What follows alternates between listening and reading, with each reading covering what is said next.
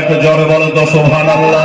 ওরে মহাকামদেনা খোদা দাও না দয়ার ওরে দাও না তো দানা আমি ও হে যাব সোনার মদিনা সোনার মদিনা। এই বাবা আপনাদের দেশে কটা হাজি আছে আমার জানা নাই। একটা হাজির সঙ্গে মোলাকাত হলো, নামটা বেচারা জিজ্ঞাসা করলো না। তো অনেক আবার বলছে মৌলানা হেলাল যতই মদিনা মদিনা কর, অনেকে বাধা দিচ্ছে যে হজ করবি কর কিন্তু মদিনা যাস না, মদিনায় কিচ্ছু নাই। এরা হলো নবীর পাকা দুশমন। বলছে মক্কাতে সব আছে মদিনায় কিছু নাই। বললাম কিরকম সব আছে? আর বাস্তবে সব আছে দেন আমার কাছে শোনালেন, গনে গনে বলেছে একটা একটা করে বাবা, পড়েও বলছে দেখাও বলছে। আর ওই মদিনাতে বাবা আরফার ময়দান আছে, মক্কাতে মিনা বাজার আছে, মক্কাতে মুজদালিফা আছে, মক্কাতে বাবা ওই কি বলে কাবা শরীফ আছে, আর ওই কাবাতে লাগানো আছে জান্নাতের হাজরে সব পাথর আছে। এই মক্কাতে আবে জমজমের পানি আছে বাবা রে, এই মক্কাতে সাফা মারওয়া রয়েছে, এই মক্কাতে সব আছে, মদিনায় যাওয়ার কোনো দরকার নাই। এবার একটা কথা শোনো বাবা, আমার আলা হযরত আজমুল বরকত আকে নিয়ামা মুজাদ্দিদ দ্বীন ওয়া মিল্লাত মুফতি আহমদ রাজা খাঁ ওয়াজের দরিলালি রামা বলেছে, আয় হাজিও আও শাহনশাহ কা রওজা দেখো, আরে কাবা को देखो के हो काबे का काबा देखो। জোরে বলে সুবহানাল্লাহ। বাবা গো মক্কা তে কাবা আছে, আমার আলা হযরত বলে কাবার কাবায় আছে মদিনায়। আমার মায়েরা রে নামাজ যখন পড়বেন মা কাবাতে শরীফে আল্লাহু আকবার বলে নিয়াত করবেন, আপনার মুখটা থাকবে কাবার দিকে আর দিলটা থাকবে মদিনার দিকে। কবে হলো আপনার নামাজ? বাবা আমার দিলটা থাকবে মদিনার দিকে। কেন বলুন তো? এই জন্য এদিকে নবী সেজদায় পড়ে আছে বাবা, আমার নবীর দাদা তিলকার লাইলা তাতো নবীর কাবা আমেনা বলে, এই মক্কাবাসী শোনো, আমার পেটের সন্তান যখন দুনিয়া দেশে সেজদায় পড়ে গেল, আমার শ্বশুর বাড়িতে ছিল না, কাবা শরীফ তৎপতে গেছিল, আমার স্বামী মারা গেছে, কবরে শায়িত হয়ে গেছে, আমার ভাসুরেরা বাড়িতে ছিল না, বাণিজ্যে গেছে, আমি একাই বসে আছে। আব্দুল মুত্তালিব বলে আমি কাবা ঘরে আছে, হঠাৎ করে জানে দেখলাম কাবা ঘর যেন সেজদায় পড়ে গেছে। কাবা জানে বাবা আমেনার বাড়ির দিকে বাবা ঝুঁকে গেছে। আব্দুল মুত্তালিব বলেন, তুই হলে আউয়ালা ইন্না আউয়ালা বাইতি, এ আল্লাহর ঘর কাবা শরীফ, তুই হলে পৃথিবীর প্রথম ঘর। আমার মা বোনেরা এই মাটির উপর কোনো ঘর ছিল না রে মা, একটাও বাড়ি ছিল না, সর্বপ্রথম একটা বাড়ি হলো, ওইটাই হলো কাবা শরীফ। তাই বলে তুই হলে আল্লাহর প্রথম ঘর। এগুলো করে তোর দিকে মুখ করে দুনিয়ার লোক সেজদা করে, আর কাবা তুই গেলে আর সেজদায় পড়ে গেলে ব্যাপারটা কি? এবার কাবা থেকে আওয়াজ আসে, কাতাওয়াল্লাদা মুহাম্মদ বিন আব্দুল্লাহ নূরা মিন নূরিল্লাহ বিজামালিহি ইয়া আইয়ুহাল মুশতাক। কাবা বলে, এই আব্দুল মুত্তালিব, আমি সারা জগতের কাবা, কিন্তু আমার যিনি কাবা, ওই কাবা আজকে জন্ম লাভ করেছে, ওই জন্য আমি আমার কাবার দিকে ঝুঁকে পড়েছে। তাই বলছে, দাও না দয়ার ওরে দাও না দোটা আমি ও রে যাব মক্কা মদিনা সোনার মদিনা। রহমা আমি কি রে তোর দয়া না, আজ তোর নামে পড়ে হলাম ছাই। খোদা ওই নবীর প্রেমে আমায় পাগল করে দেও না, আমি ও যাব মক্কা মদিনা সোনার মদিনা। লাগা আছে বাবা, ওই পাথরটার নাম হলো হাজরে আসওয়াদ। হাজী সাহেবেরা যায় আর ওই পাথরটাকে বাবা চুমা দেয়। হেলাল কত চেষ্টা করে যে চুমা দিতে পারিনি রে বাবা, যদি চুমা দিয়ে দিতাম তবে আজকে তো দুটো নাই, হেলালকে দেখা যেত না। বললেন কেন? 23 সালে 40 লাখ হাজি হজে গেছিল, মানে বয়সের কোনো বাধার ছিল না বাবা। একবারে যত রকমের লোক, বয়স লোক সবাই চলে গেছে, 40 লাখ লোকের ভিড়। তো এক দেশের মানুষ হচ্ছে ইন্দোনেশিয়ার মানুষ, আল্লাহ, যেই লম্বা সেই মোটা, মনে হচ্ছে পাছার দিকে বুঝে 1-1 কুইন্টাল করে গরু লাগা আছে। তো যদি ওখানে চুমা দিতে জানি হুড়ুক মারে দেখো একবার কলিজা ফাটিয়ে দেবে। সবাই চাইছে একবার চুমা দেবো। যারা পারে না তারা কি করে জানেন? একটা সবুজ বাতি জ্বলে, ওই বাতির সামনে আসে। মা বোনেরা কোনদিন জানতো আল্লাহ নিয়ে গেলে দেখে আসবে, তো ওই সবুজ বাতিটাতে এসে কি বলে? বিসমিল্লাহে আল্লাহু আকবার। ওখানে পাথর আর এখানে মুখ আর এখানে হাত। বিসমিল্লাহে আল্লাহু আকবার, কায়দাটা দেখেন। এমনি করে হাতের আসলে চুমা দেয়। আর যারা হুড়াহুড়ি পাছা পাথে মস্তানি শক্তিশালী, তারা গিয়ে বাবা চুমা দেয়। আর চুমা দিতে গিয়ে কত জানাজা হয়। জান্নাতের গায়ে একটা পাথর লাগা আছে, বলছিলাম কিনা? ছিল না? এই পাথর চুমা দেয়, হাজিরা গুনহাকে একবারে সানাক করে টেনে নেয়।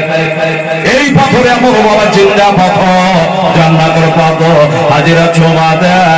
আর ওই পাথর হাজিদের গুনাহকে চুষে নেয়। কিন্তু দ্বিতীয় খলিফা হযরত ওমর ফারুক রাদিয়াল্লাহু তাআলা আনহু উনি বলে ওই পাথরে চুমা দিচ্ছেন আর বলছেন, ওরে পাথর, আমি জানি তুই আমার লাভও করতে পারবি না, লোকসানও করতে পারবি না, ক্ষতিও করতে পারবি না। এইভাবে বলছে, মাই জানতা হো তু পাত্তার হে চুমকা তো इसलिए हो कि मेरे मुस्ताफा ने तुझे चुमा है। সুবহানাল্লাহ। তোমার বলে কাবা শরীফের গায়ে পাথর লেগে আছে, ওর লেগে তো আমি চুমা খাইনি। জান্নাতের পাথর বলে তবে চুমা দিইনি। দিলে কেন? বলছে আমার দিনের নবী মুস্তাফাকে চুমা খেতে দেখেছে, আমি নিজে নবীকে চুমা দিতে দেখেছে, ওই কারণে আমি চুমা দিয়ে দিলাম। তাহলে বাবা যারা বলে মদিনা যেতে হবে না, আমরা ডাইরেক্ট 6.5 ঘন্টায় দমদম কলকাতা থেকে একবারে ডাইরেক্ট মদিনাতেই নেমেছিলাম। থামবি কি করে? থাম, একবারে ডাইরেক্ট মদিনা। এক শুক্রবারে গেল, আর এক শুক্রবারে বিদায়। 8 দিন হাজী সাহেবেরা যারা যায় জানে, মদিনায় 8 দিন থাকতে হয়। ওইখানে 5 ওয়াক্ত জামাতের সঙ্গে নামাজ পড়তে হয় রে মা। আমার বোনেরা 40 ওয়াক্ত নামাজ পড়তে হয় মা। চোখের পানি ফেলায় আল্লাহর কাছে দোয়া রাখে রে মা। আর একটা কথা বলিব, হাসান হোসেনের জীবনী তো বহুত করেছি, মা প্রতিবার কথা কত বলেছি। বাবা গো, মরটা খালি ছুঁচু উঁচু করে নামাজ পড়তে আল্লাহ। আমি শুনেছি এখান করে আমার মা ফতেমার কবর আছে, একবার দেখবো। আবার হাসান হোসেনের জীবনী করলাম 34 বছর ধরে। আজকে হাসান হোসেনের কবরটা আমি একবার দেখবো, আমার মা ফতেমার কবরটা একবার দেখবো। বাবা যারা হাদিসের বছর তারা বললে হেলাল একবারে সত্য কথা বলছে। মদিনার মসজিদে নববী আপনাদের ওয়াক্তিয়া মসজিদ আছে, তোমার মসজিদ আছে রে বাবা। কিন্তু আল্লাহর কসম করে বলে শুনে আমার মা বল ভাইরা, এখান করে যদি 1 রাকাত নামাজ পড়ে 1 রাকাতের নেকি পাবি মা। কালিয়া চকের 5 তলাতে যদি কেউ নামাজ পড়ে নেয় তো 1 রাকাত নামাজে 1 রাকাতই পাবি রে মা। আর ওই বাবা মদিনার মসজিদটা এমন সোনার মসজিদ রে বাবা, ওইখানে 1 রাকাত নামাজ পড়লে 50,000 রাকাতের নেকি হয়। ওই মদিনার মসজিদে নববীতে নামাজ পড়ে বেরিয়ে বাবা বাম পাশে বিশাল বড় একটা কবরস্থান আছে। মা গো, আল্লাহ নসিবে ছিল মা, আপনাদের দোয়া ছিল বাবা, ওই পশ্চিম দিকে বিশাল বড় কবরস্থান। ওই কবরস্থানটা নাম হলো বাবা জান্নাতুল বাকি। যেখান করে 1 তলায় 2 তলায় রে মা 10,000 নবীর সাহাবী জান্নাতে সাহাবের বাবা ওখানে কবর আছে। আল্লাহ, আমাদের মজাখানে কতটি লোক আছে? ওইখানে 10,000 সাহাবীর কবর আছে, আমার সঙ্গে আরো তো আছেই বাবা, একদিনে ঘুরে শেষ করতে পারবেন না বাবা গো। ও বাবারা ভাইরা, আমার নবীর জামাই ওসমান গনি রাদিয়াল্লাহু তাআলা কবর শরীফটা ওই জান্নাতুল বাকিতে আছে। আমি খালি খুঁজি খুঁজি করে খুঁজে বেড়াই আমার মা ফাতিমার কবর কোনটা। বাবারা, ওই বাবা ওয়াহাবিরা ভেঙে চুরমার করে দিয়েছে। আমার দোস্তরা বুজুর্গরা কিছু চিনহারি রাখে নাই। হ্যাঁ দোস্তরা, আমি চিন্তা করলাম ওটা তো সাইনবোর্ড টাকা নাই। অনেক আমাদের কবরস্থান আছে, দেখবেন ওই ছোট্ট করে পাথরের নাম লেখা থাকে, অমুক হাজির কবরে এত সালে ইন্তেকাল করেছে, এও নাই, এটাও নাই। তাহলে আমার হাসান হোসেনের কবর আমি চিনব কি করে? আমার মা ফাতেমার কবর আমি চিনব কি করে? আর পুলিশের অত্যাচার তো শেষ নাই, তো দাঁড়াতে দেয় নাকি। 4 লাখ টাকা করে 8 লাখ টাকা দুজনের আমাদের খরচ হলো। আর একটু দাঁড়িয়ে যে চোখের পানি ফেলে দোয়া করবো, একটু দাঁড়াতে টাইম দেয় না, খালি হাঁটাই। ওরাই বা কি করবে? এত লোকে আয়াতে আনতে হচ্ছে, কবজায় আনতে হচ্ছে, কি করি রে মন? একটা হাজী সাহেবকে বলা, হাজী সাহেব আপনি কয়বার হজ করলেন?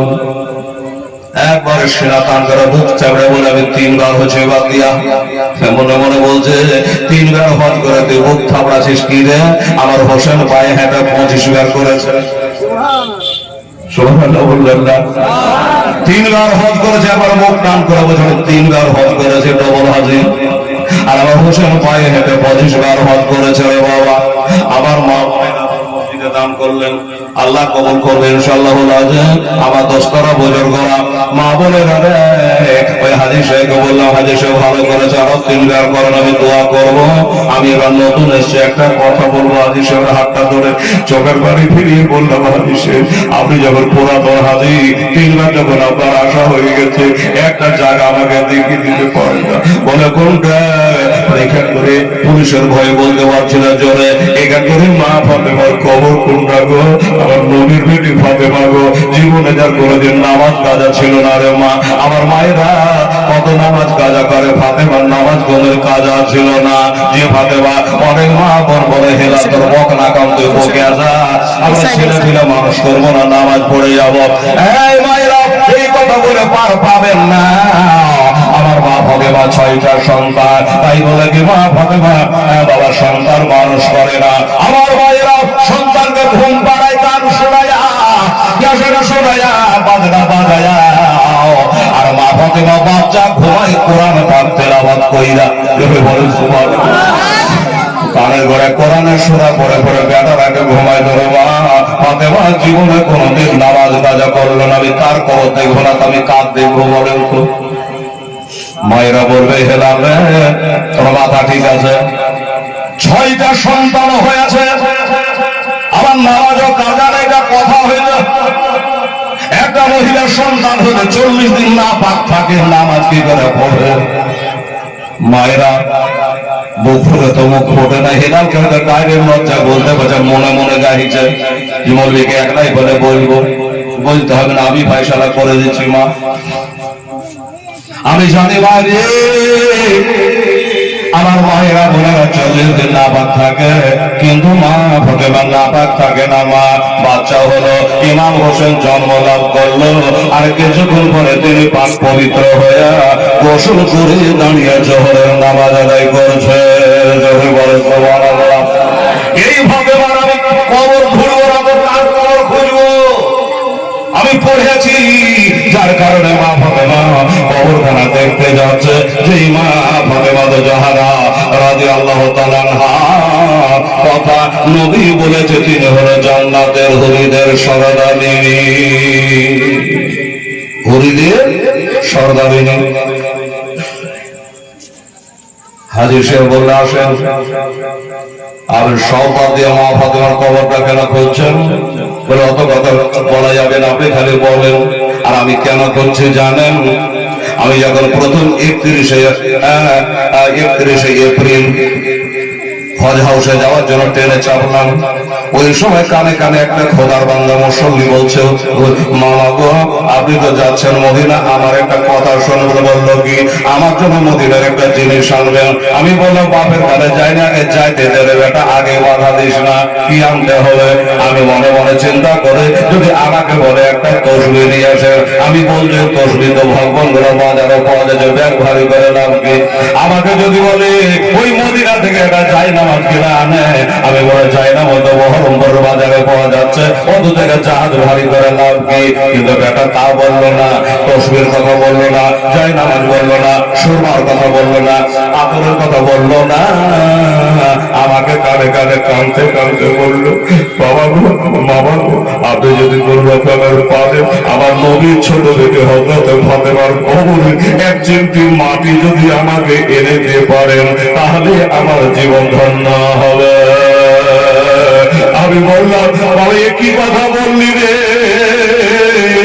মা ফাতেমার কবরের মাটি কি করবি বাবা?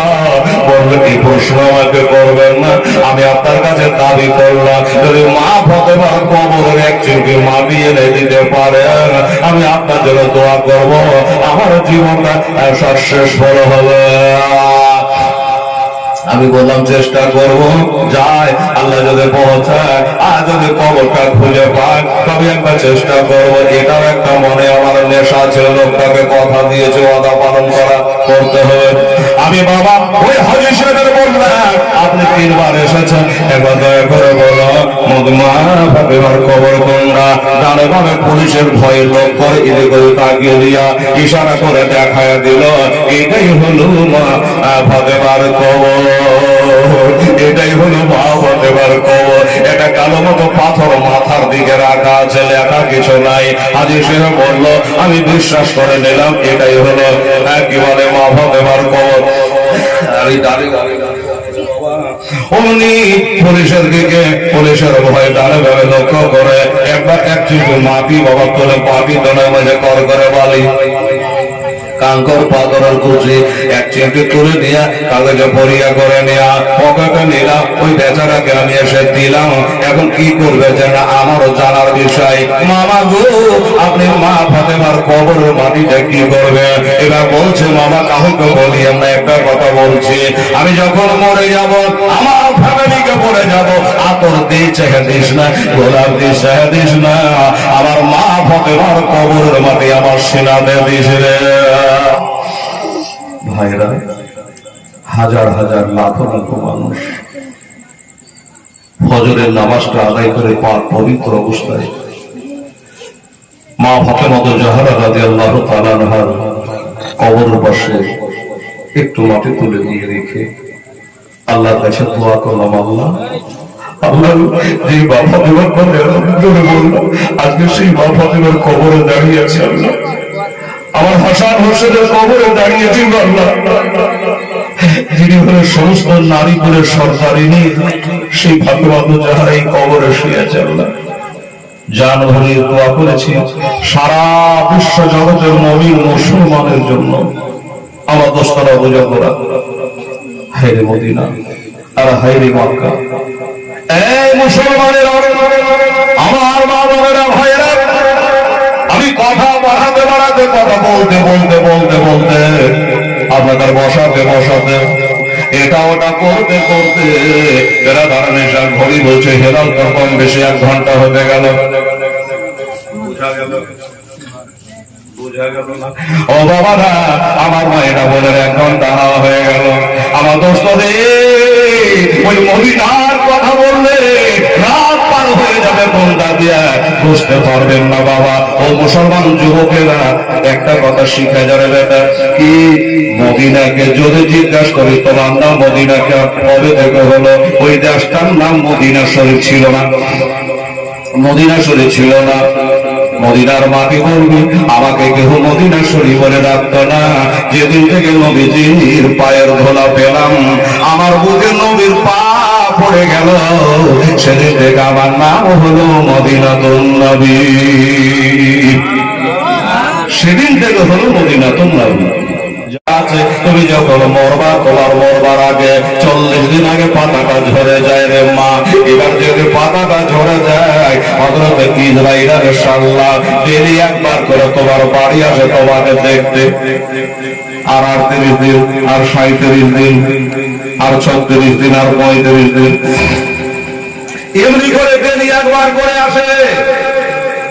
এবার লোক মুখে শোনা যায় যে আমার হাজী সাহেব, মাস্টার সাহেব, মোড়ল সাহেব কেমন আছে, বললে খাওয়া দাওয়া ছেড়ে দিয়েছে, কিছু খাচ্ছে না, কিছু খাচ্ছে না, বলে না যখন আপনার মরণ হবে মা কথাগুলো মনে রাখবে, মা আমার জান শিহরে উঠবে রে মা। ওই পাড়া থেকে অসুখ পড়েছে, দেখতে যান, খবর আসলো কি খাওয়া দাওয়া ছেড়ে দিয়েছে। 3 দিন আগে খবর হয়ে যাবে আর মরণের 3 দিন বাকি আছে। তখন মওতের ফেরেশতা ইসরাঈল আলাইহিস সালাম আপনার সঙ্গে দিনে 3 বার করে দেখা করতে আসে। এর আগে একবার করে আসছিল দিনে, আর 3 দিন মরতে আপনার বাকি আছে। দিনে একবার, সকালে একবার, দুপুরে একবার, রাত্রে 3 বার করে আপনার সঙ্গে দেখা করতে আসবে। আর ওই 3 দিন যখন পুরা যাবে, দেখতে দেখতে আপনার রূহখানা কবজে হয়ে যাবে, আপনার জানটা কবজে হয়ে যাবে। বাবা দুনিয়া থেকে চলে যেতে হবে, 3টা কাফন হাতে পড়ে, 3টা কাফন পরে চলে যেতে হবে। আমার মা বোনেরা, বাবা কারণ বাদশার নাম শুনেছেন আপনারা? কারণ বাদশাহ, আমার ভাইয়েরা বাবারা, সব ধ্বংস হয়ে গেছে, টাকা পয়সা কিছু সাথে নিয়ে যেতে পারে নাই বাবা। বাবা মুসা কালিমুল্লাহ আলাইহিস সালাম বলছে, কারণ আমাকে নবী বলে মান, আর আল্লাহকে এক আল্লাহকে আল্লাহ বলে মান। কারণ বাদশাহ বলে না, মানবো না, মানবো না, কোন মতে মানতে চাই না।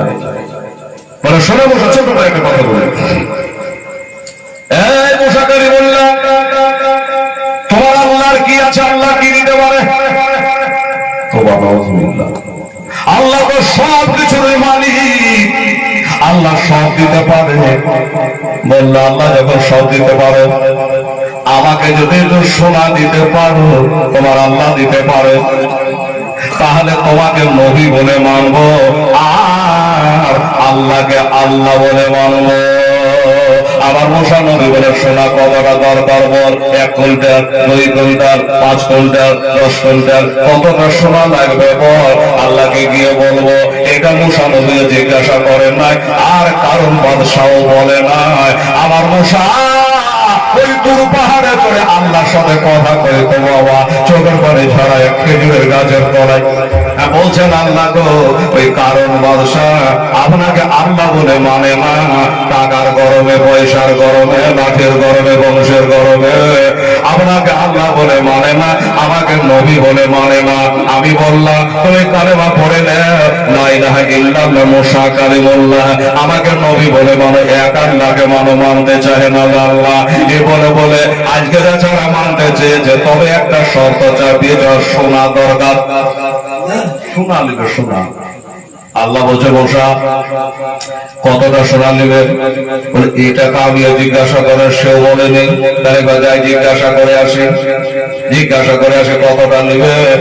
আমাকে আল্লাহ বলে মানবে, তোমাকে নবী বলে তাহলে মানবে। মশা নবী যাচ্ছে, আমার আল্লাহ বলে মশা আর সময় নষ্ট করে লাভ নাই, আর ভাব করে যাওয়ার দরকার নাই, সোনার যখন দরকার শোনো। তোমাকে একটা ফর্মুলা বলে দিচ্ছি, ভালো করে শোনো। আমার মা বোনেরা, বাপের কালে কোনোদিন বলিনি, আপনাদের আজকে বলছি, কথায় কথা চলে আসলো। বলছে মশা, তুমি যে পাহাড়টাতে আমার সঙ্গে কথা বলছো, তার উল্টা দিকে একটা পাহাড় আছে, আর ওই পাহাড়ের ধারে একটা গাছ আছে, গাছটা কিন্তু কলা গাছের মতো একবার প্যান ফেলে তেল তেলে গাছে উঠা যায় না, কলা গাছে এরকম একটা মোটা গাছ আছে, আর একবারে ছাতার মতো উপরে তার শাখা প্রশাখা পাতা আছে। 500 টাকা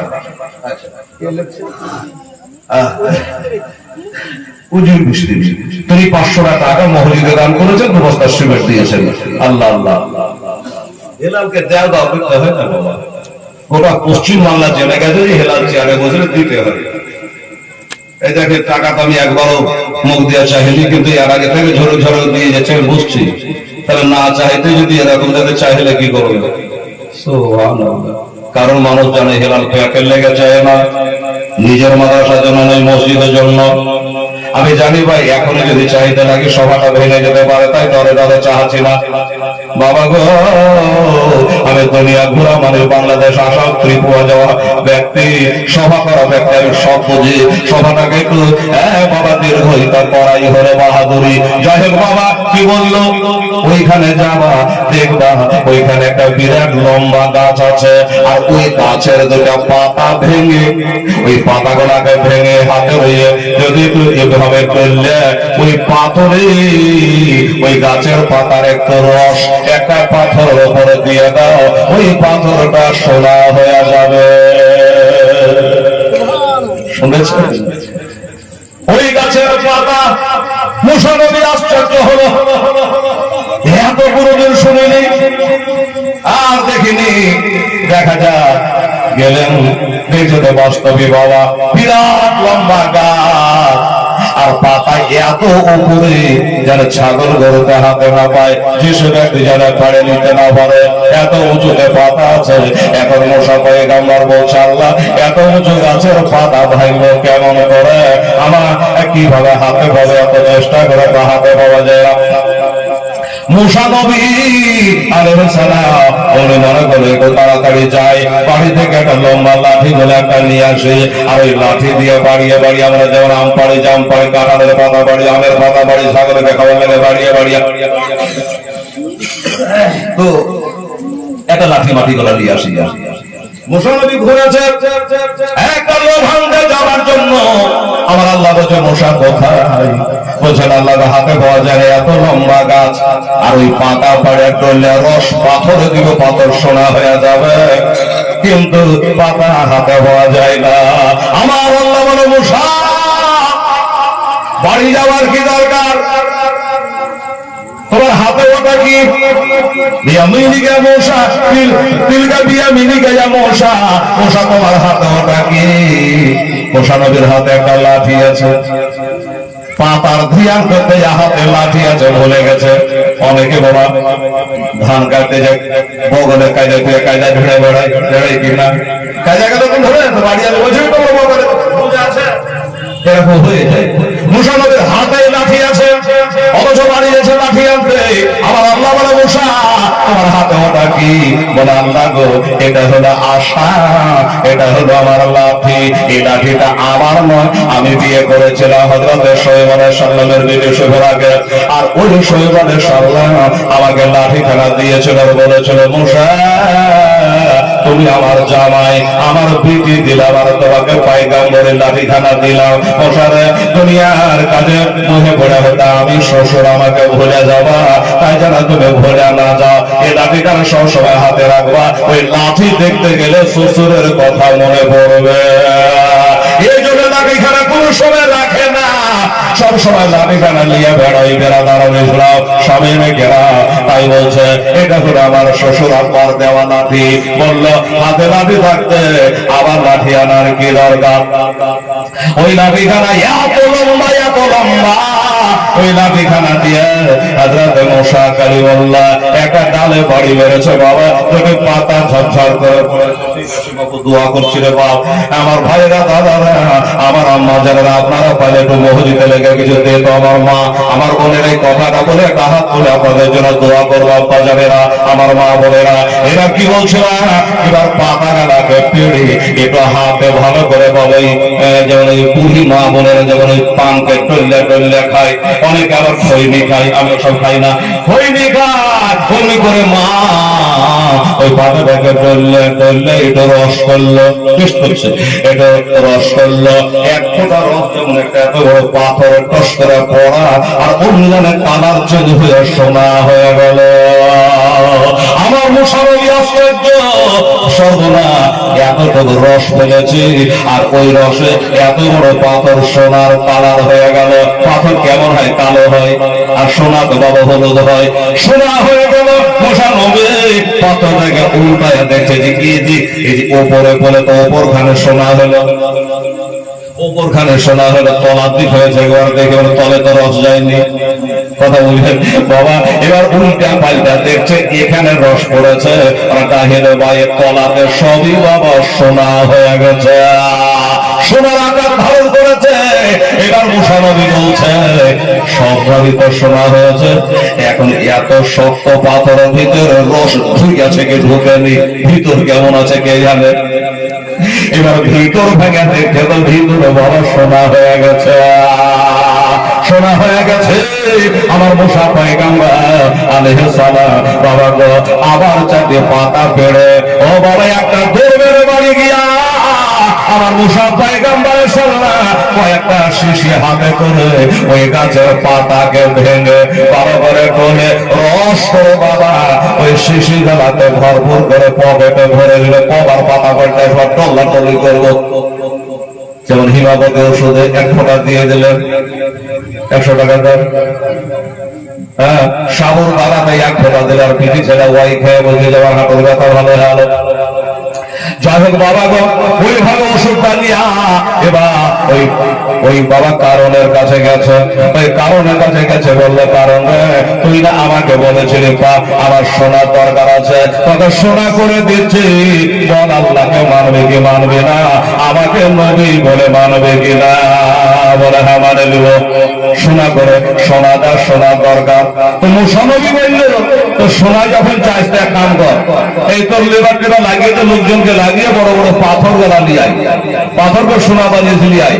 তা একবারে বাবা লেবারের অভাব হয়, বড় বড় ব্যবসা লেবার লাগিয়ে দিলে বড় বড় পাথর তুলে নিয়ে চলে আসলো। হ্যাঁ পাথর তুলে এসে রাখলো, মুসা নবীর পকেট থেকে বাবা শিশি বাহির করে সেই বাবাদের সাথে আমার বাবা ফাটাক করে 1 ফোঁটা দেয় সোনা হয়ে যায়, 1 ফোঁটা দেয় সোনা হয়ে যায়।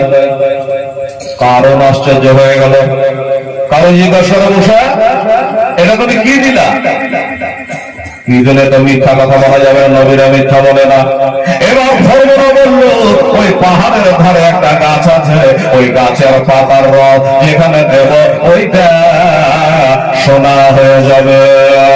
আল্লাহ বলেছে তা ওই গাছের পাতার রস করে নিয়ে চলে যে বাবার পাতা পারতে যাব, এলাম তোমার সোনা। ও বাবারা বেদাম সোনা করে দেয়, 1 ফোঁটা করে দেয়, বড় বড় পাথর সোনা হয়ে যায়। আর ওই সোনাকে ছেড়ে নিয়ে যে গোডাউনে ঢোকায়, বাবারে এত গোডাউন এত গোডাউন এত সোনা হলো যে বাবা গোটায় গোডাউন ভর্তি হয়ে গেল। আর ওই গোডাউন এত বড় ছিল, গোডাউনের সোনার একা কীর্তি না তারা মারাতে কেউ খুলে বাবা খুলে না বাবা গো। এবার সোনা গেলা ওই গোডাউনে ঘরে আর তালা মেরে দেয়, গোডাউনে ঘরে আর তালা মেরে দেয়। তো ছোট করে বলি শেষ পর্যন্ত এত বড় গোডাউন ছিল, ওই তালা গালার চাবি বহিতে সহকটা উঠ লাগতো, জোরে বলে সহক গোডাউন এখানে চাবি বহিতে লাগতো। 1 যদি 1 কুইন্টাল করে বোঝাবো হেলে সহক গোডাউনে সহকর কুইন্টাল চাবি, তাহলে ঘর কত বড়, আর ওই ঘরের মধ্যে সোনা কত আছে বুঝেন, সব হয়ে গেল। আমার মুসা কালিমুল্লাহ বলে কারণে সবে তোর মনের আশা পূর্ণ হয়ে গেল, এরাতে আমাকে নবী বলে মানালে আর এক আল্লাহকে মেনে কারণ হচ্ছে মানবো না, মানুষ সোনা বলে পালাবেন লেচার মানে বুঝে মানবো না। কেন মানবে না? বলেছে গাছটা কি আমার রাজ্যে আছে না ওই আল্লাহর রাজ্যে আছে? কথা কেমন করে ঘোরাছে দেখেন। যে গাছের পাতা রস করে পাহাড়ে পাথরে দিয়ে সোনা হইল, ওই গাছটা আমার দেশে লাগা আছে, আমার দেশে আমার দেশের গাছ, আর ওই গাছের রসে সোনা হচ্ছে, আর আমি আল্লাহকে মানতে যাব? কত বড় গাদ্দার! মুসা পয়গম্বর আল্লাহর কাছে দোয়া করে, আল্লাহ তোমাকে মানবে না, আমাকে মানবে না, আল্লাহ এর বিচার তুমি করে ধ্বংস করে দাও। বাবারে এত বড় সোনা বাবা করিব সোনা, আর গোটায় গোডাউন সহ কারণ ব্যবসা একবারে মাটির তলে ফাঁসা গেল, একটাও টাকা নিয়ে যেতে পারল না। অতএব বাবা আমরা যত হাই ফাই করে যাই করে না কেন বাবা কিছুর সঙ্গে নিয়ে যেতে পারবো না। এই যে দুটা দান ধিয়ান তারা করছে, এটাই হবে বাবা সঙ্গের সাথে, এটাই হবে বাবা কবরের বাদে। যে নবীর রওজায়ে পাকে ৭০,০০০, শুনে মা, ৭০,০০০ নূরের ফেরেশতা আমার নবীর রওজাতে ঘুরে আসে সালাম করতে, চলে যায়। আবার ওই গাড়ে ৭০,০০০ নূরের ফেরেশতা আমার নবীর রওজা পাকে সালাম করতে আসে। এই মুসলমানেরা শুনলেন, কয়েক বছর আগে একটা কথা শুনেছিলেন, বাবারা করোনার কারণে হজ বন্ধ হয়েছে। কি বাবা হয়েছিল কিনা? করোনার কারণে হজ বন্ধ হয়েছে, সরকার যেতে দেয় নাই, হজ বন্ধ। আমি জিজ্ঞাসা করেছিলাম সেই বছর কি হয়েছিল, দোয়া করছি বাবু। বাবা ওই মার্কার লোকেরা বললে এই ভারতের হাজি তোরা না দিত কি হলো? আমার আল্লাহ পাক রব্বুল আলামিনের ঘর আল্লাহর পরিন্দা দিয়ে তপ করিয়ে দিয়েছে, তপ কোনদিন বন্ধ থাকে না। আচ্ছা অফিসে উনি দিয়েছেন 500 টাকা, আল্লাহ রেখো না তার জীবনের যত করে আর খাতা মারহাবা অফিসে জিন্দাবাদ, উনি 500 টাকা দান করেছেন। কবুল করান। খবর কি আবুর স্ত্রী এক বছর শুনেন,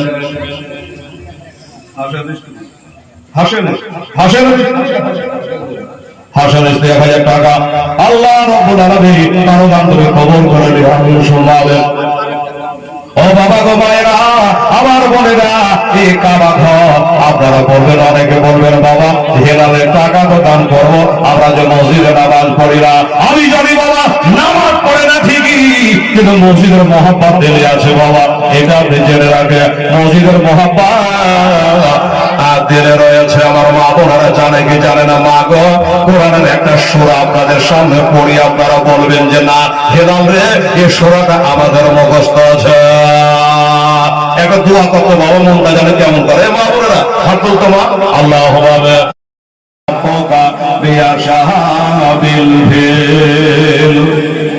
আল্লাহ পাক রব্বুল আলামিন বলেন নবীজি দুনিয়াতে আসার 55 দিন বাকি। এই হাতি বানাদের সাথে কিরূপ ব্যবহার করেছে, তার মানে কি? আব্রাহাম নামে একটা বাদশা ছিল বাবা। মা বোনেরা ভাইরা, এই যে মসজিদ আপনারা দাম ধ্যানটা করলেন, শুনেন তো, আল্লাহর ঘর কাবা শরীফে সব যেত আর ফাতিহা নাজ নিয়াজ করত। দেখ বদমাশ আব্রাহা বাদশা এ দেখলো যে এইরকম নকল কাবা যদি একটা আমি বানাইতে পারি আমার ইয়ামান শহরে, তাহলে যত রোজগার পাতি আমার হবে, মক্কার লোকের হবে না।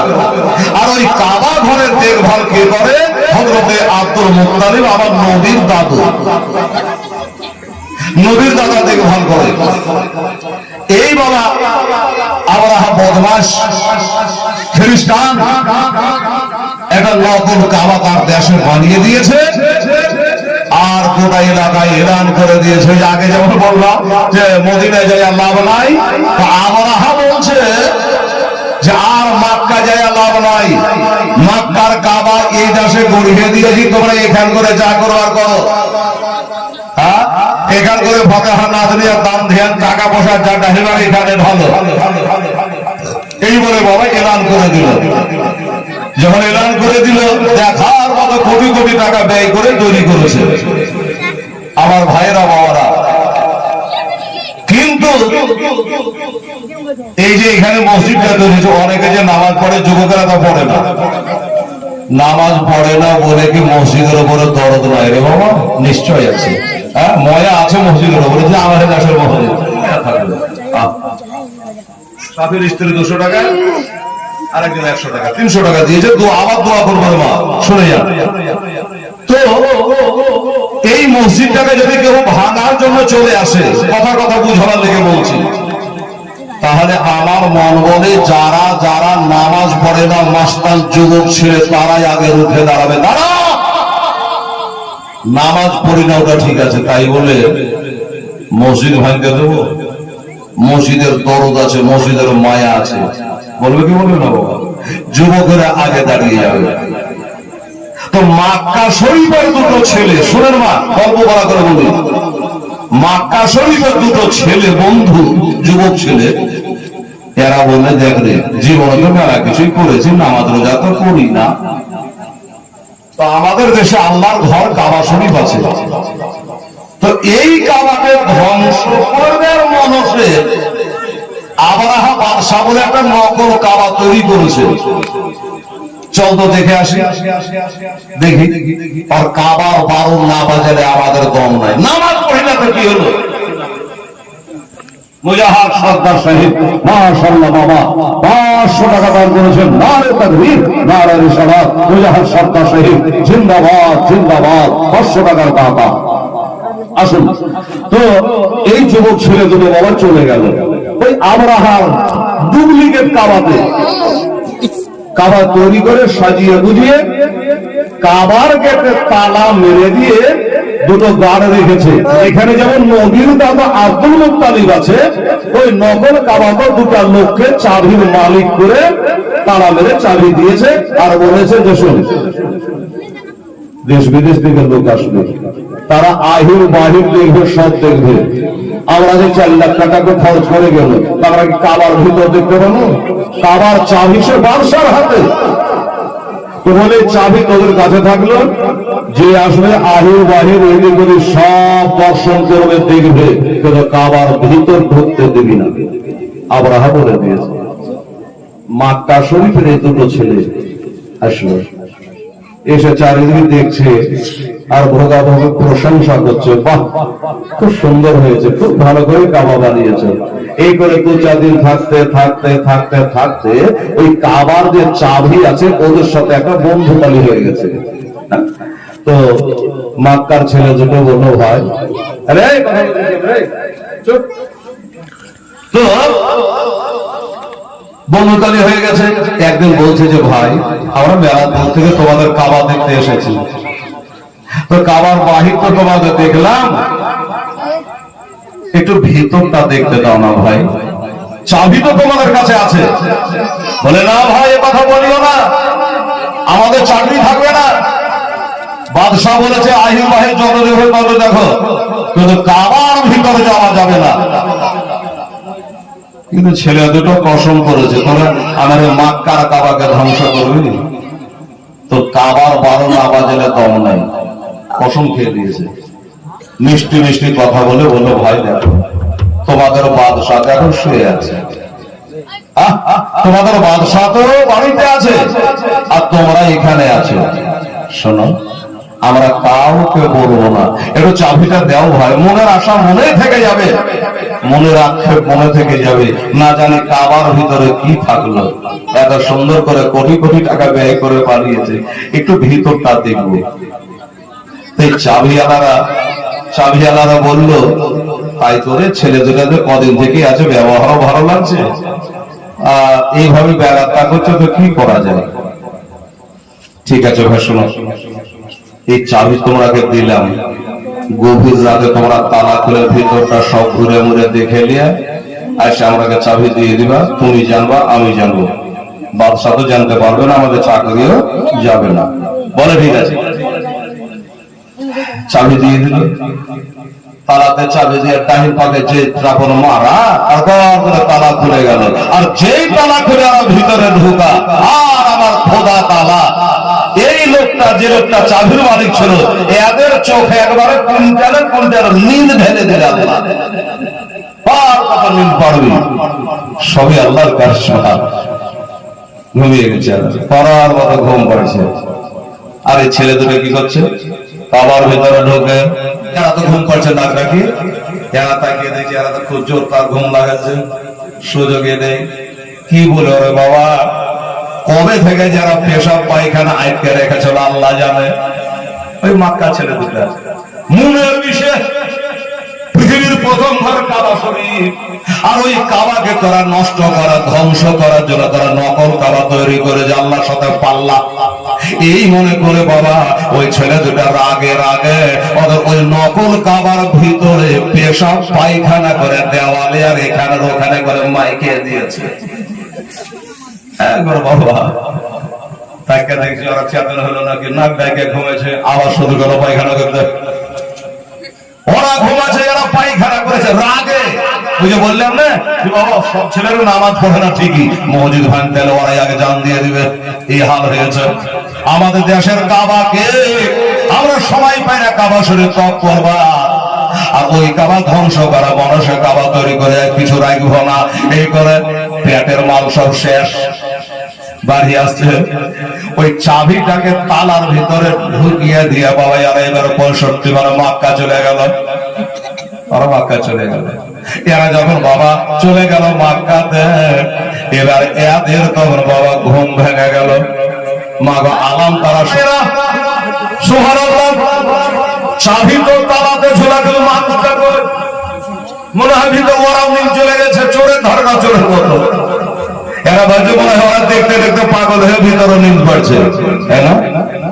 এরা যখন মক্কার দিকে রওনা, সিমেন্ট মনে হলো 1 বস্তা সিমেন্ট দেখলেন বাবা গো।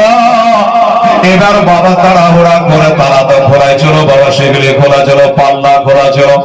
ওই কাঠ গোড়া যারা আবরাহা ছিল, এরা বাবা ভেতরে গিয়া চারিদিকে ওরাকে খুঁজবো মনে করে যেমনি বাবা যাওয়া, নাকে ডবল ডবল রুমাল দিয়ে জানে গন্ধ থামা যায় না। একবারে পায়খানা করে দহল করে দিয়েছে, বলে আমাদের চাকরি তো আর থাকবে না। আমরা চাবি কেন দেওয়া মনে হয় লোক দুটার বাড়ি মক্কা শহরে হবে, বদলা শুরু তারা পায়খানা করে পালিয়ে গেছে। বাবা গো আর কি কথা এবার আবরাহাকে বলা হলো, হুজুর আমরা একটা বেয়াদবি করেছি, কিছু বলবেন নাকি? বলে আপনার কাবার সভায় দেখতে আসে 2টা ছেলে, ছেলেদের বাড়ি হলো মক্কা শহরে। ওরা এসে আমাদের নকল কাবার ভিতরে পেশাব পায়খানা করে হুজুর সতহল করে দিয়েছে। তাই নাকি? বলে হ্যাঁ। আমরা বিশ্বাস করতে পারিনি হুজুর, খুব বেগার কাগজ ছিল, এই জন্য চাবিটা দিলাম।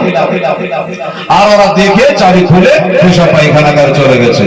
আমরা বলে কসম খেল যে আব্দুল মুত্তালিব তোর দেশের লোক আমার কাবাতে পায়খানা করে গেছে, তোর কাবার ইটে ইট না বাজালে আমার নাম আবরাহা নাই। ইও কসম খেয়ে নিল বাবা। আর এরাও আগের আগে গিয়া আব্দুল মুত্তালিবের 400টা উট বা 200টা উট ধরে নিয়ে পালিয়ে আসলো। আমার আব্দুল মুত্তালিব নবীর দাদু, তো নবীর দাদুকে গিয়ে বললো হুজুর ওই আবরাহার বদমাশ লোকেরা আমাদের মাঠে থেকে আপনার 400টা উট নিয়ে চলে গেছে। তাই নাকি? বলে হ্যাঁ। হ্যাঁ গো মা, 400টা উটের দাম কি এখানে আছে 4 কোটি টাকারও বেশি। হ্যাঁ, তো আব্দুল মুত্তালিব বলে আমাকে যাওয়া লাগবে, ওই আবরাহা বাদশার কাছে যাওয়া লাগবে, যে আমার উট কেন ধরে এনেছে, আমি তো কোনো অন্যায় করিনি। গেলেন। এই দেখেন বাবা, দেখেন আবরাহা বসে আছে একবারে গম্ভীর স্বরে, বাবা মেজাজে বসে আছে, অহংকারে বসে আছে। জামাল তার দিয়া কামাল, জামাল 300 টাকা দিয়েছে, রুবেল 1 বস্তা সিমেন্ট দিয়েছে দান, পুরা কথা দিয়ে খোদা মনে। আর আমার মা বোনেরা ভাইরা, এবার কি হলো? আব্দুল মুত্তালিব যাচ্ছে আর আবরাহা বাদশা বাবা নারের নিজের কুরসিতে বসে আছে, চেয়ারে বসে আছে। আচ্ছা মরুজ্জামান সুবহানাল্লাহ, উনিও বাবা ভারী 500 টাকা দিয়েছে। একটা কথা বলে রাখবেন বাবা, যত রাত ভারী হয়, হে মা বোনেরা, দোকানদারেরা দোকানের শাটার হারাহার বন্ধ করে দেয়। আর যত রাত্রি হয় আল্লাহর রহমতের দরজা খুলে যায়। যত রাত ভারী হবে তত আল্লাহ দোয়া তাড়াতাড়ি কবুল করবে। এই জন্য তাহাজ্জুদের নামাজ অনেক রাতে পড়ি আমরা। আবরাহা কিন্তু বাবা ঘ্যাম নিয়ে বসে আছে, যে আব্দুল মুত্তালিব মনে হয় শুনে নিয়েছে আমি ওদের কাবাকে ভাঙতে যাব, এই জন্য আমার কাছে কাগজে মিনতি পাপসি করার জন্য আসছে। আসুন। তো মনে মনে নিয়ত করেছে আবরাহা বাদশা, একেবারে আব্দুল মুত্তালিব মক্কার বাদশা হতে পারে, বড় লোক হতে পারে, কাবার মুতাল্লিক হতে পারে, কাবার দেখভাল করতে পারে, কিন্তু আমার আসন ছেড়ে আমি দাঁড়াবো না, চেয়ার ছেড়ে আমি দাঁড়াবো না, সে যে হোক না কেন। ঘাম দিয়ে বসে আছে বাবা। এই দেখেন নবীর নূরের খেলা, যেমনি বাবা কাছাকাছি হয়েছে টট্টার করে কাঁপতে লেগেছে বাবা। আবরাহা উঠবো না বলে করেছিল, আমার নবী মুস্তাফার দাদু আব্দুল মুত্তালিবকে দেখে ওখানে সাথে সাথে বাবা সম্মানে দাঁড়িয়ে গেল। দাঁড়িয়ে গেল আর বলছে কি বাবা, বললো হে আব্রাহা বাদশাহ, আমার নাম আব্দুল মুত্তালিব বাড়ি আমার মক্কা শহরে, তোমার লোকেরা আমার 400টা উট ধরে এনেছে, তাই আমার উট গাড়ার জন্য তোমার কাছে সুপারিশ করতে এসেছি। তোমার লোকজনকে বলো আমার উট গুলো যেন দিয়া দেয়। যেমনি বলা আব্রাহা অট্টহাসে হেসে বলল, আব্দুল মুত্তালিব রে, আমি একটা কথা মনে মনে ভাবতাম, ওই মক্কা শহরে তোমার মতো জ্ঞানী লোক বুঝি আর তো কেহ না, কিন্তু আজকে দেখলাম তোমার মতো অজ্ঞানী আর কেহ নাই। আব্দুল মুত্তালিবের কারণ তুমি কিছু শোনো নাই, তোমার দেশে দুটা ছেলে আমার নগর কাবাতে পেশাব পায়খানা করে চলে গেছে, আমি কসম খেয়েছে তোর মক্কার কাবাতে ইটে ইটে না বাজালে ভেঙে চাকরাচুর না করলে আমি স্থির থাকবো না। আমি যে এত বড় কথা বলেছি, আমি 40,000 সৈন্য লয়া তোদের কাবাকে ভাঙার জন্য যাচ্ছে, একবার তুই বললি না যে আমাদের কাবাকে ভাঙিও না, তাহলে বুঝা কি গেল তোর কাছে আব্দুল মুত্তালিব ওই কাবা ঘর থেকে উটের কদর বেশি হয়ে গেল, উটের দামটাই বেশি হয়ে গেল, এটাই বলছে বলতে চায়। আবার আব্দুল মুত্তালিব ওখানে লেখাও, আব্দুল মুত্তালিব বলছে বাবা ধার গাড়া ওখানে লেখাবা, আব্দুল মুত্তালিব বলছে বাবা শোনো, ও ভাই আব্রাহা শোনো, উট গোড়া আমার, তাই আমি তোমার কাছে চাইতেছে, আমার ওট আমি রক্ষা করবো, আর কাবা শরীর আমার ঘর। কি বাবা মহলিকে কাহর ঘর, কাবা আল্লাহর ঘর। আমার গভীর দাদা বললো শোন, আল্লাহর ঘর আল্লাহ রক্ষা করবে, আমার ওট গাড়া আমি রক্ষা করবো, ওই কাবার জন্য তোমার কাছে সুপারিশ করতে আসি না। বাবারা আমার মা বোনেরা, আব্রাহা বলল হে আব্দুল মুত্তালিব শোনে না, তোমার আল্লাহ তাআলার সৈন্য আছে না কে? তোমার আল্লাহর সৈন্য আছে নাকি?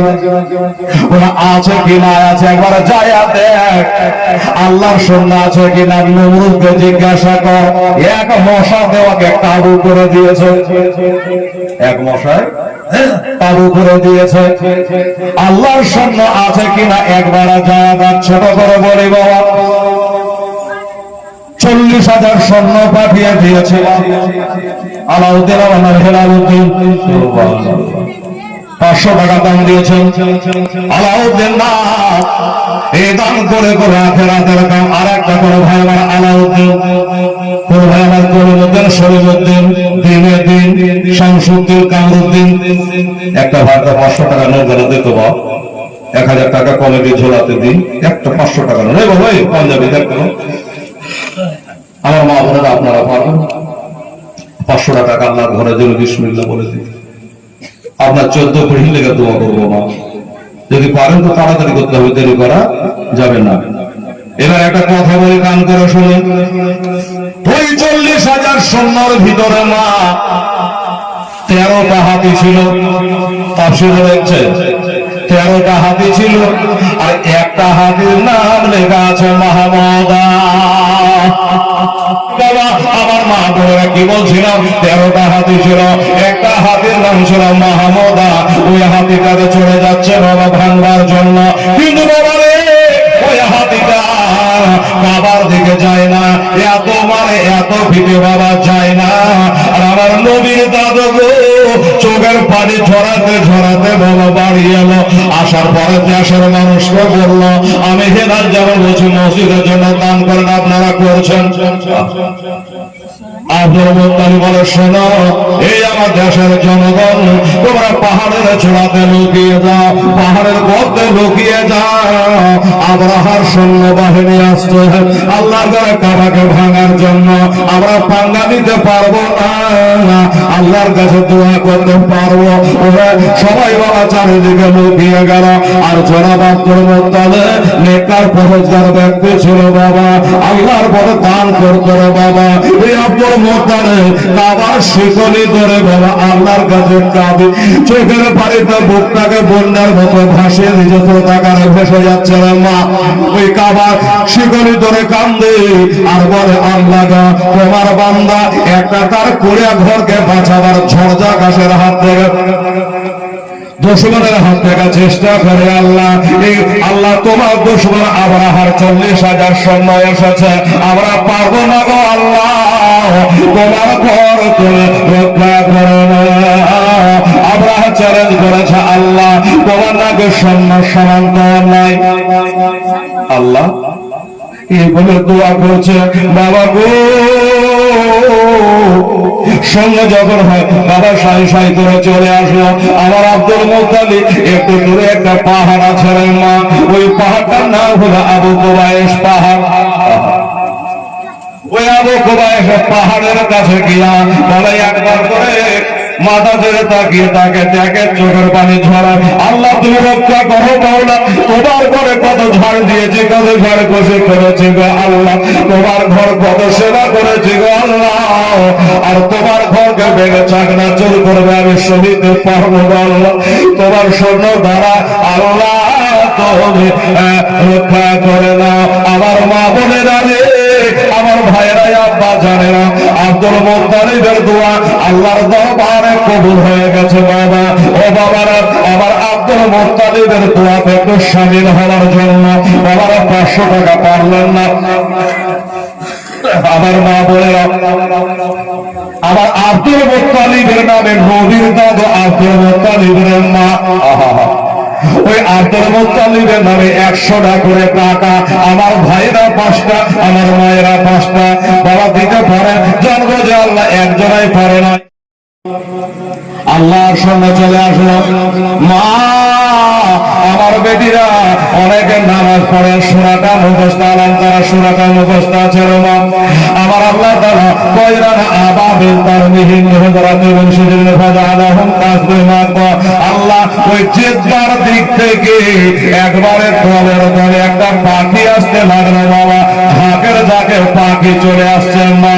ওই যে সূরাতে কয়রান আবাবিল আছে না, ওই আবাবিল হলো ওই পাখি গালার নাম, আবাবিল পাখি। ও বাবা ওই জেদ্দার দিক থেকে আল্লাহর সৈন্য আসতে লাগলো রে বাপ। এরা তাফসীরে লিখেছে ওই পাখি গোলার কাছে, পাখি গোলার কাছে এক একটা পাখির কাছে 3টা করে মসুরির দানার সমান পাথর ছিল রে মা। মসুরির দানা কত বড় হয়, ছোট ছোট, ওই মসুরের দানা 2 পার আঁকড়াতে 2টা, আর মুখের ঠোঁটে একটা, 3টা করে মসুরের দানার মতো পাথর নিয়ে পাখি উড়তে লাগলো। আবরাহা বলছে এরা আবার কারা? এরাই যে আল্লাহর সৈন্য চলে এসেছে, ওরা জানে তোরাকে খতম করার জন্য, আল্লাহ তার ঘরকে রক্ষা করার জন্য পাঠিয়েছে, এরা টের পায় না। আরেকটা কথা লেখা আছে জানেন, ওই মসুরির দানার সমান পাথরের ভিতরে যে পাথরটাতে যে লোকটা মরবে তার টাইপ করে ওই মসুরির দানার ভিতরে নাম লেখা ছিল। একজনে বলছে এগুলো হলো গাঁজা করি কথা। একটা মসুরির দানার সোনাতে একটা মানুষের নাম আছে, তা আপে নাতে এত বড় এই যে মোবাইলটা, এই মোবাইলটার মধ্যে 1000 টাকা আনছে কি করে? আল্লাহ তাআলা ইরশাদ করে, আল্লাহ তাআলা ইরশাদ করে পবিত্র কোরআনে, বলে তের ডর নাই কোন জাহানে, কোন জাহানে। আল্লাহর ইয়া প্রিয় বন্ধু ওই আজমিরে বলে তাশরীফ আনিলেন যত এ ভারতের বলে, ভারতের বলে ওয়াজানা ভারতের লোহ, ওয়াজানা ভারতের লোহ, জানে না ওরটা পর্যা সহজা, সোজা পথ দেখা এলো আমার আজমের খাজা, আজমের খাজা। এই ভারতের মাঠে রোশন হলো, ভারতের মাঠে রোশন হলো হাজার আগমনে, বলে তের দর নাই দোন জাহানে, দোন জাহানে। আল্লাহ আমার আব্দুল মুত্তালিবের চোখের পানি আল্লাহ দরবারে কবুল হয়ে গেছে রে মা। ওই মসুরির দানার সমান সমান পাথর ওই পাখিগুলোর মুখে ধরা আছে, 2 পার আঁকড়াতে 2টা করে আটকানো আছে। আল্লাহ গো ওই পাথরের মধ্যে যে নাম লেখা আছে, আমরা কেমন করে এত লোকের ভিড় ঘরে দৌড়ঝাঁপ চলছে, আমরা পাথরটা যে ছাড়বো, যে যার নাম লেখা আছে তার মাথা খুঁজবো কি করে?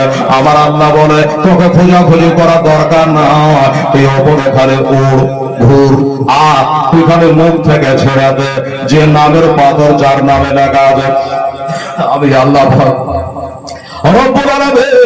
আমি আল্লাহ, আমি তার ওই পাথরটা আমি তার উপরে নিশান করে ফেলে দেবো, তোর কাজ ছেড়ে দেওয়া, আমার কাজ চিল্লায় মারে দেওয়া। সুবহানাল্লাহ। ওই মসজিদের সুবহান পাথরটা যেমনি বাবা পাখিতে ছেড়ে দেয়, ওই পাখিটা ওই পাথরটা তার মাথার চাঁদিতে পড়ে আর নিচ দিয়ে বাড়িয়া মরে যায়। বাবা গো, এই করে মরতে মরতে একবারে ভেরি লেগে গেছে, কাবার চত্বর মরাতে বাবা পালা লেগে গেছে। আমার আব্দুল মুত্তালিব বলে আল্লাহ আমার চোখের পানে তুমি কবর করেছো আল্লাহ, তোমার গর্তনে রক্ষা করেছো আল্লাহ, আমরা দেখো আমার আল্লাহ তাআলার সৈন্য আছে কিনা। আল্লাহর ঘর আল্লাহ রক্ষা করতে পারে কে পারে না রে বাবা।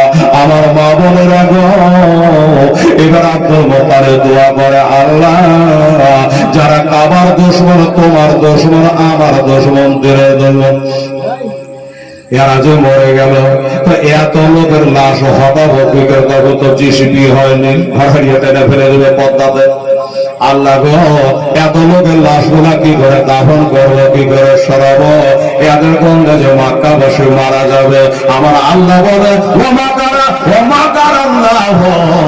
ওয়াল্লাহু খায়রুল মাকিরিন। আমার আল্লাহ বলে ইন্নাল্লাহ আলা কুল্লি শাইইন কাদির। আমার আল্লাহ বলে আব্দুল মুত্তালিব কবর করে দরকার নাই, এদেরকে তারা হিজরা করা দরকার নাই, তোমার সম্মান লেবার লাগাতে হবে না, আমি আল্লাহ তাদের মেরেছে, আমি আল্লাহ তাদের ব্যবস্থা করে দেব। কিভাবে ব্যবস্থা করবেন আল্লাহ বলে দেখেন, আবার শুনে না।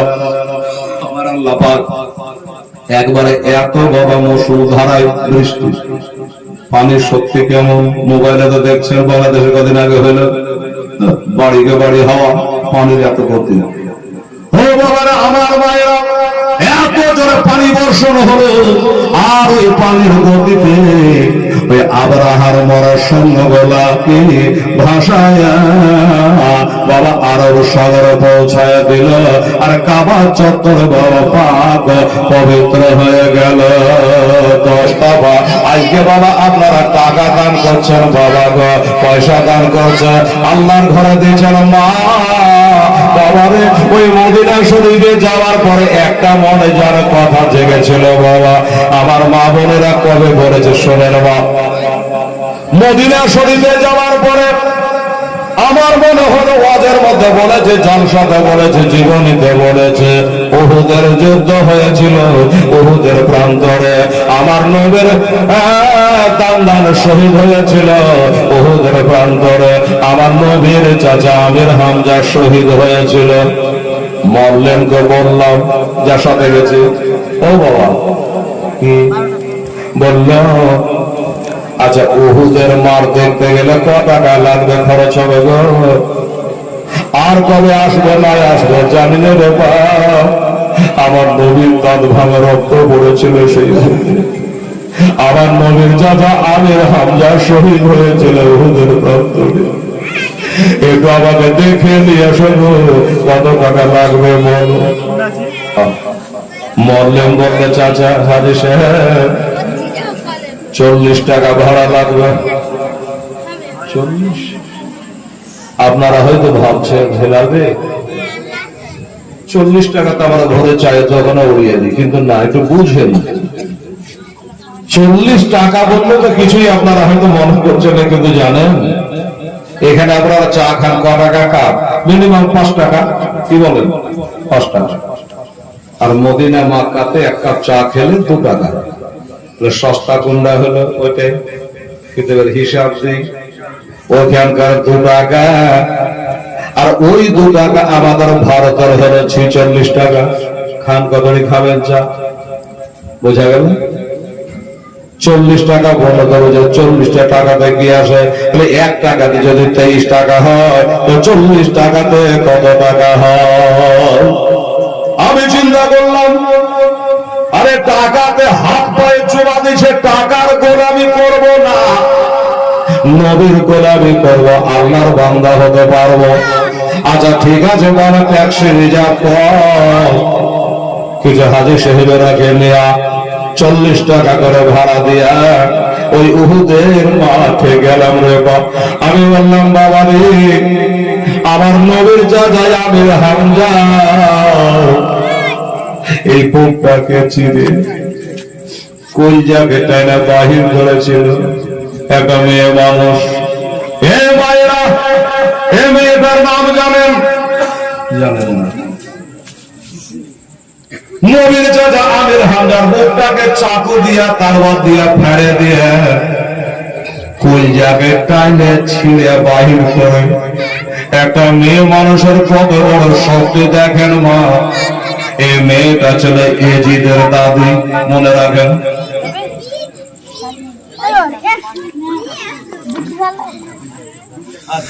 আলহামদুলিল্লাহ,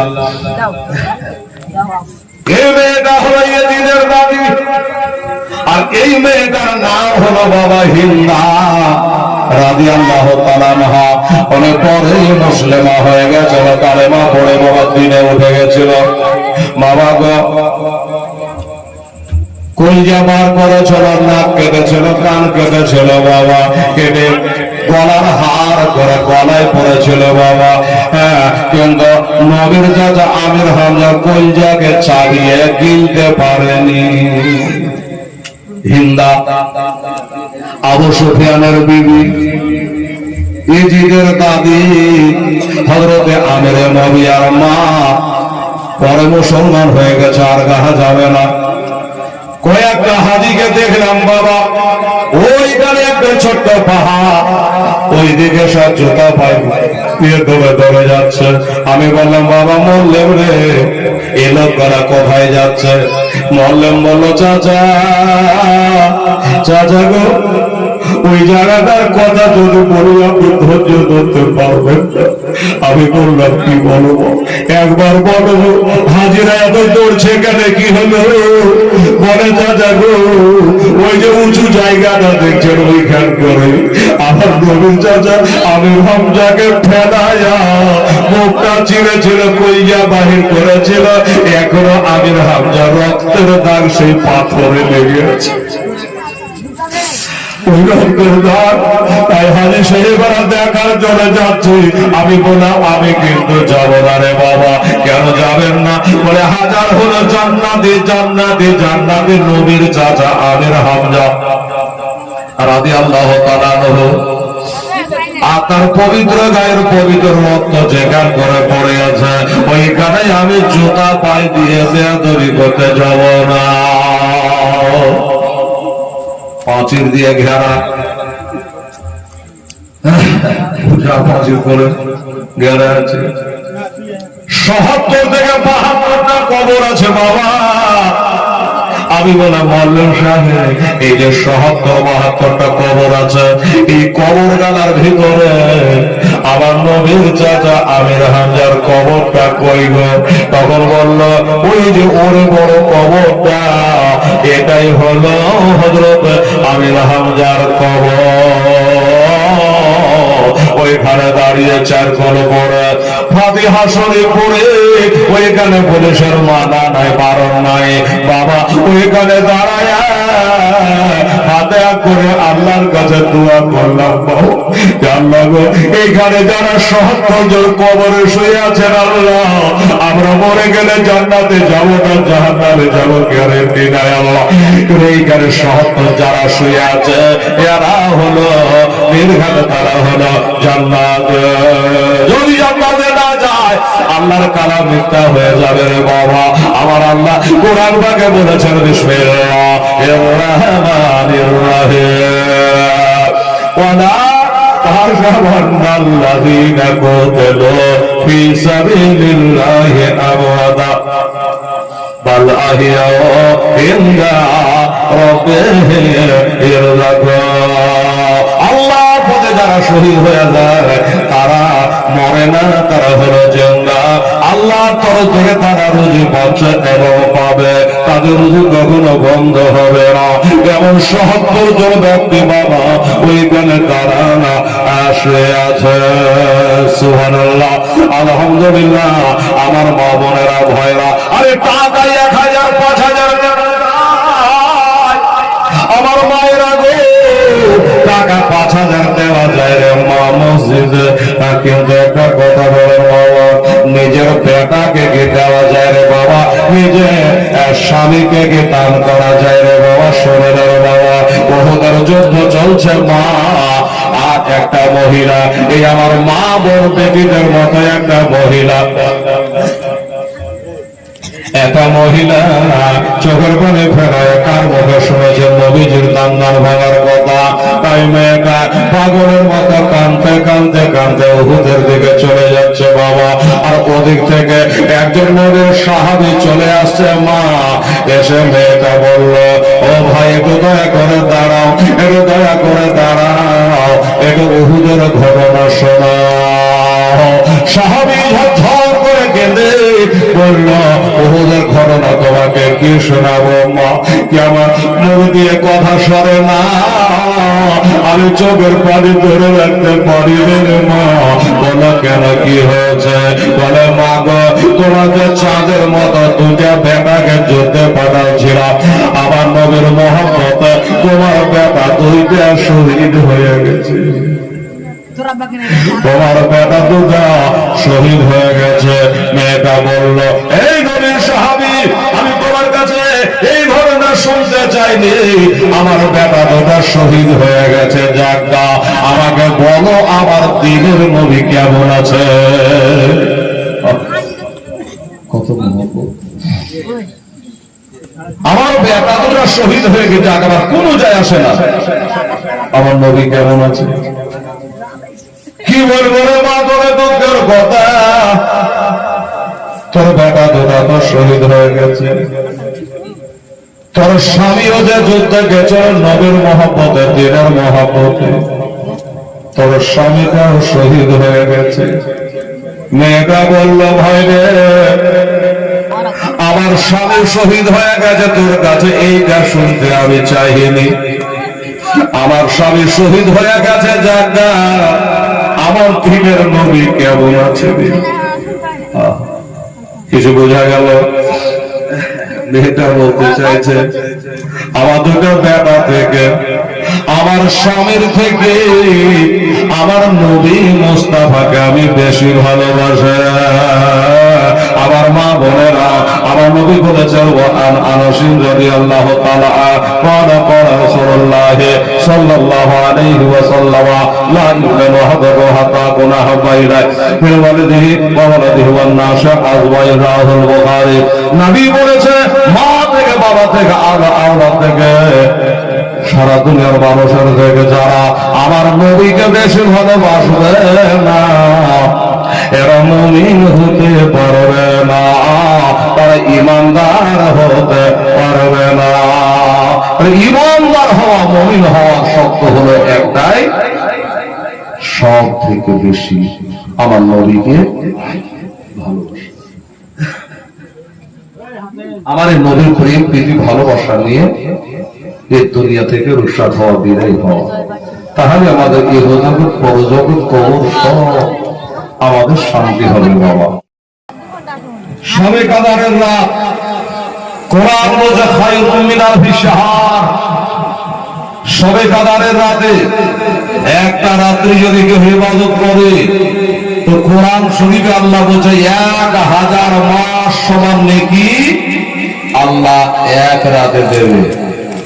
কিন্তু বলছে যে ওই লাইলাতুল কদরের রাত থেকে আজকের এই মিলাদুন নবীর দাম কোটি গুণে বেশি। জোরে বলেন সুবহানাল্লাহ। কেন বেশি? এই জন্য বেশি, লাইলাতুল কদরে কোরআন এসেছে, আর এ রবিউল আউয়াল শরীফের চাঁদে সাহেবে কোরআন এসেছে। বুঝে যান। আর নবী যদি না আসতো তাহলে লাইলাতুল কদর কোথায় পেতেন, সবে বারাত কোথায় পেতেন, সবে মেরাজ কবে পেতেন, লাইলাতুল আশুরা কোথায় পেতেন, রোজাই কোথায় পেতেন, আর কোরআন শরীফই বা কোথায় পেতেন? তো এই নবীর ওসিলায় 18,000 মাখলুকাতকে আবার আল্লাহ তাআলা সৃষ্টি করেছে। কাজে সব থেকে বেশি আমার নবীকে মহব্বত করবেন, এই কথাটাই যেন আপনাদের সার কথা, মেন কথা, ভালোবাসবেন। নবীর সাথে কোনো বেয়াদবি করবেন না, নবীর সাথে কোনো বেয়াদবি কথা এই কান দিয়ে শুনবেন না, ওদের জালসাতে হাজির হবেন না। যে জালসাতে নবীর বেয়াদবি করা হয়, নবীর গুস্তাখি করা হয়, নবীকে আমার মতো বলা হয়। আলেমেরা বসে আছে, একটা কথা আপনারাকে বলে দিই, কোন ব্যক্তি যদি নবীকে আমার মতো বলে, ফতুয়াতে কি বলে, কেউ যদি নবীকে আমার মতো বলে তাহলে তার জন্য জান্নাত হারাম। আর কেউ যদি তার বিবিকে বলে দেয় যে তোর চেহারাটা, তোর হাতটা, তোর মাথার চুলগুলা আমার মায়ের মতো, এই কথাটা মুখ দিয়ে বেরিয়ে যায়, তো তার লেগে বিবি হারাম। মনে রাখবেন, তোর বিবিকে তো মা বললো না, তোর চুলগুলা আমার মায়ের চুলের মতো, এই কথাই বলা যদি বিবি হারাম হয়। আর নবীকে আমার মতো বলতে গেলে তার জন্য জান্নাত হারাম হয়। ভাইরা, মা বোনেরা, মুফতি সাহেবকে জিজ্ঞাসা করেন, এবার জান্নাত নিতে গেলে খালিস করে তাকে তওবা করতে হবে, আর বিবিকে নিতে গেলে তাকে কাফারা দেওয়া লাগবে, নইলে তার জন্য বিবি জায়েজ হবে না। খবরদার, নবীর সাথে যেন বেয়াদবি না হয়। নবী যে কি জিনিস ছিল, নবীটা যে কি জিনিস আমরা বুঝতে পারিনি। আমার নবী বলছেন, আবু বকর, আবু বকর একটা কথা বলবো, বললো কি, তুমি নবীকে কোনদিন দেখেছো? আমার মা বোনেরা, আবার আগে কেউ যদি বলেন এ তো কি তার মা বোনেরা তোরা হেলালকে দেখেছিস, বোঝাবার লাগে বলছি, আমার মা বোনের হেলালকে দেখি নাই। কতবার আমার দেশে জীবনী জলসা করতে আসে, হেলালকে দেখি নাই, কেমনই প্রশ্ন। আমার নবী বলে, আবু বকর, যে আবু বকর নবীর পিছে 5 ওয়াক্ত নামাজ পড়ে গো, ওই আবু বকরকে নবী বলছেন, আবু বকর তুমি নবীকে দেখেছ? আবু বকর বলে, হুজুর আমি রাত দিন আপনার সাথে ভাতে, সব সময় তো আপনাকে দেখছি, আর আপনি জিজ্ঞাসা করছেন তুমি নবীকে দেখেছো, আর মানে কি?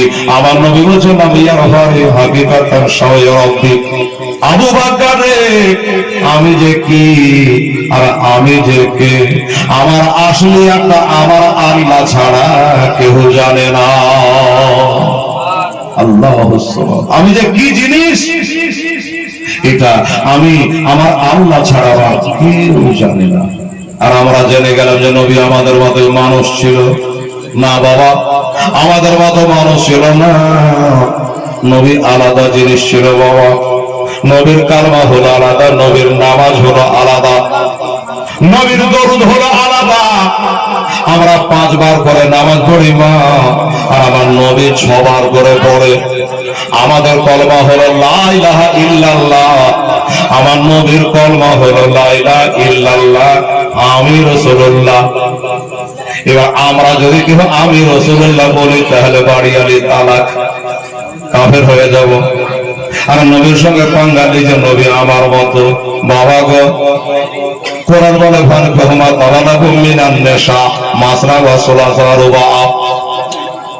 কোরআন বলে 4টা বিবাহ করতে পারে একটা পুরুষ একসঙ্গে, যদি হিম্মত থাকে, সব দিক দিয়ে ক্ষমতা থাকে, 4টা পারে। কিন্তু আমার নবীর বিবি হলে 11টা।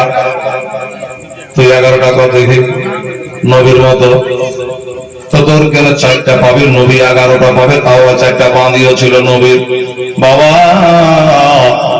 নবীর সঙ্গে তুলনা চলে না। নবীর সঙ্গে বাবা চলে না। নবীর জিনিস হলো আলাদা, এটা বেশি বেশি ইবাদত করে নবী হওয়া যায় না। বলে হওয়া যায়, গৌস হওয়া যায়, কোন হওয়া যায়, আল্লাহ বলা হওয়া যায়, কিন্তু নবী হওয়া যাবে না। নবীজি আখেরি নবী, শেষ নবী।